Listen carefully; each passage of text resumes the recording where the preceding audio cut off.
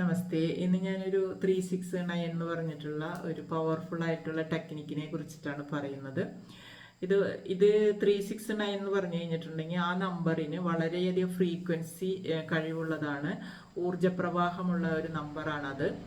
ഇത് ഉപയോഗിക്കുന്നതിലൂടെ എങ്ങനെയാണ് ഇത് സഫലീകരിക്കുക എന്ന് വിചാരിച്ചാൽ, നമ്മുടെ സബ് കോൺഷ്യസ് മൈൻഡുമായിട്ട് അലൈൻ ചെയ്തുകൊണ്ട് എന്താണോ നമ്മുടെ ആഗ്രഹം അത് സഫലീകരിക്കാനായിട്ടാണ് ഇത് സഹായിക്കുന്നത്.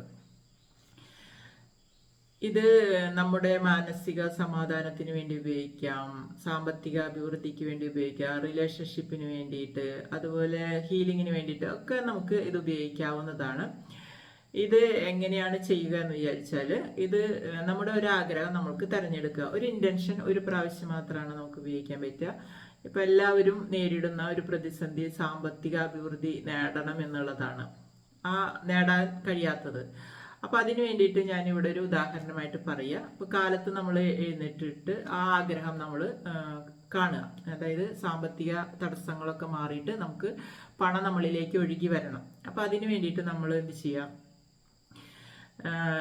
3 പ്രാവശ്യം നമ്മൾ ഒരു പേനയും പേപ്പറും എടുത്ത് എഴുതുക. പണം എളുപ്പത്തിലും സ്വാഭാവികമായും എൻ്റെ ജീവിതത്തിലേക്ക് ഒഴുകി വരുന്നു, അങ്ങനെ നമ്മൾ എഴുതുക. ഉച്ചയ്ക്ക് നമ്മൾക്ക് എഴുതുക, സാമ്പത്തിക അഭിവൃദ്ധി എൻ്റെ സ്വാഭാവികമായിട്ടുള്ള അവസ്ഥയാണ്, അത് 6 പ്രാവശ്യം എഴുതുക. വൈകുന്നേരം രാത്രി നമ്മൾ കിടക്കാൻ നേരത്ത് എൻ്റെ ജീവിതത്തിലെ പണസമൃദ്ധിക്ക് ഞാൻ നന്ദിയുള്ളവളാണ് അല്ലെങ്കിൽ നന്ദിയുള്ളവനാണ് എന്ന് നമ്മൾ എന്ത് ചെയ്യുക, ഗ്രാറ്റിറ്റ്യൂഡ് ചേർത്തും കൂടി നമ്മൾ എഴുതുക. അത് 9 പ്രാവശ്യം എഴുതിയതിന് ശേഷം നമ്മൾ ഇത് തുടർച്ചയായിട്ട് 9 ദിവസം ചെയ്യുക. 21 ഡേയ്സ് ചെയ്യുകയാണെങ്കിൽ വളരെയധികം നല്ലതാണ്. അതിനുശേഷം നമ്മുടെ ആഗ്രഹങ്ങൾ സഫലീകരിക്കുന്നതായിട്ട്, ഇപ്പം എഴുതി കഴിഞ്ഞാൽ ആഗ്രഹങ്ങൾ സഫലീകരിക്കുന്നതായിട്ട് വിഷ്വലൈസ് ചെയ്യുക. ഇത് ചെയ്യുമ്പോൾ ശ്രദ്ധിക്കേണ്ട കാര്യങ്ങൾ ഏതൊക്കെയാണെന്ന് വിചാരിച്ചാൽ, നമ്മൾ ഒരു പേനയും ഒരു പേപ്പറും ഏതാണോ എടുക്കുന്നത് അത് തന്നെ ഉപയോഗിക്കാനായിട്ട് ശ്രമിക്കുക. ഒരു സ്ഥലത്ത് ഇരിക്കാനായിട്ട് ശ്രമിക്കുക.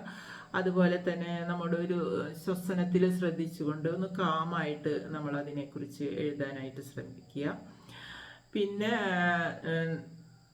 എനിക്ക് വേണം എന്നല്ല നമ്മൾ പറയേണ്ടത്, എനിക്ക് ലഭിച്ചിട്ടുണ്ട് എന്നുള്ളതായിരിക്കണം നമ്മൾ എഴുതേണ്ടത്.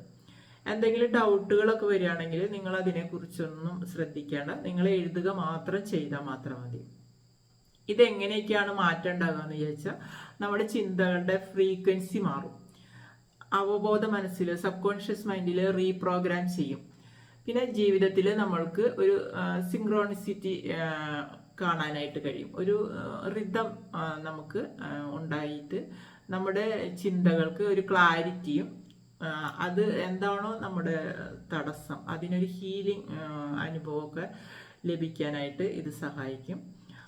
അത് പിന്നീട് നമുക്ക് എന്ത് ചെയ്യും, നമുക്കത് നമ്മുടെ ആഗ്രഹങ്ങളെ സഫലീകരിക്കാനായിട്ട് അത് നമുക്ക് ഉപയോഗിക്കാം, നമുക്ക് കഴിയും.